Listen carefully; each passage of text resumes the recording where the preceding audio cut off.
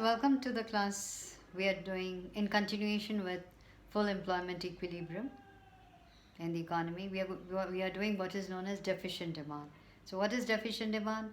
When aggregate demand is less than aggregate supply at full employment equilibrium, and this we are going to do with the help of a diagram. So, just look at this diagram while I explain to you. Very simple. By this time, I'm sure you know what is the aggregate demand curve. Aggregate demand curve is made up of what is known as the consumption and investment curves, and it is an upward sloping curve. But in this, I've shown two AD curves. So one AD curve is the current one, AD1, and one AD curve is the aggregate demand at full employment equilibrium. So AS is given because that's fixed. Right? Remember that. Now what happens is that the situation of deficient demand is the gap between aggregate demand at full employment equilibrium, the current aggregate demand at full employment equilibrium. Can you see that? Yes, AD1 and ADF at EFYF on that particular line. Can you see the difference? That is what is known as deficient demand.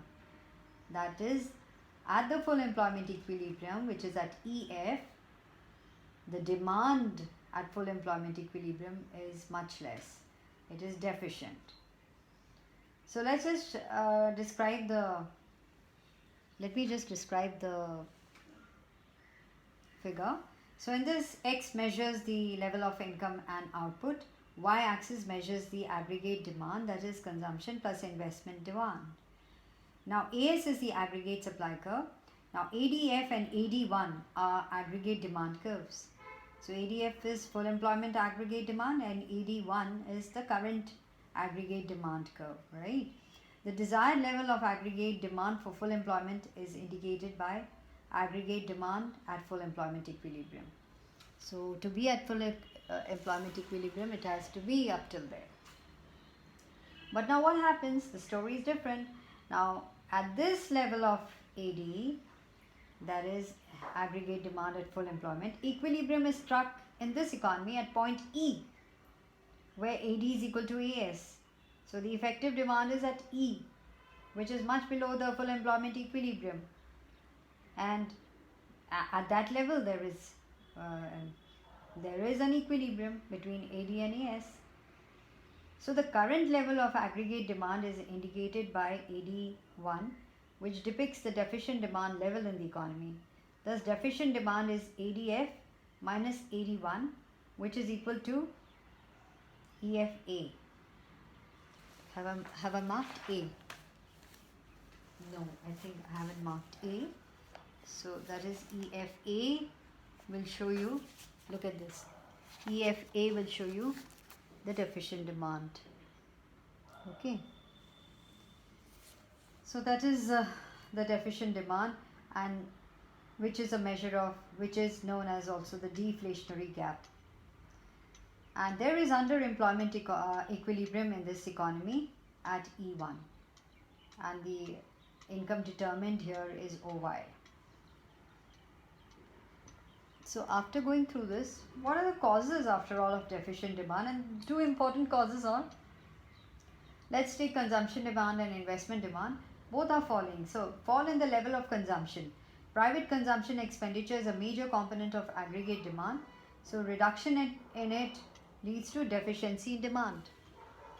So that is one. And the second is fall in the investment expenditure. This is another component, important component of aggregate demand. Like consumption expenditure, any reduction in investment reduces the level of aggregate demand. So the level of investment may fall when business conditions are poor. So these are the two important factors, and others are, they also contribute to the deficiency of aggregate contribute to the deficiency of aggregate demand in a four-sector economy. So that is cut in government expenditure. The government may cut down its own expenditure or may resort to disinvestment. So even in that case, as a result, less income would be generated in the economy. So this would result in a fall in aggregate demand overall. Then you have fall in export demand. The situation of deficient demand may arise when demand for domestic goods abroad fall due to higher domestic prices. Then we also have what is known as rise in taxes. If the government raises the existing tax rates, there will be a fall in disposable income with the people. Further, the prices of goods and services will also go up. Now people will spend less on consumer goods. So these are some of the causes of deficient demand. Now, what is the effect of deficient demand on output, employment, and prices? So, there'll be a fall in output of goods and services due to deficient demand. Then, full production capacity will not be utilized. Factors of production will remain underutilized. Then, employment, what happens to employment? Because there's deficiency in demand, producers have to cut down their production of goods and services, which will reduce the level of employment in the economy. Now, effect on prices. So, what about the price level? So, the price level in the economy will fall due to deficient demand, and as a result, profit margins will come down for the producers. Of course, consumers, if you see, consumers are happy with the lower prices, but on the whole, this is the problem of deficient demand, and it is interesting and it is important. So we will do excess demand, and then we will talk about both monetary and fiscal measures taken by the government to solve this problem later on, okay, in our next class.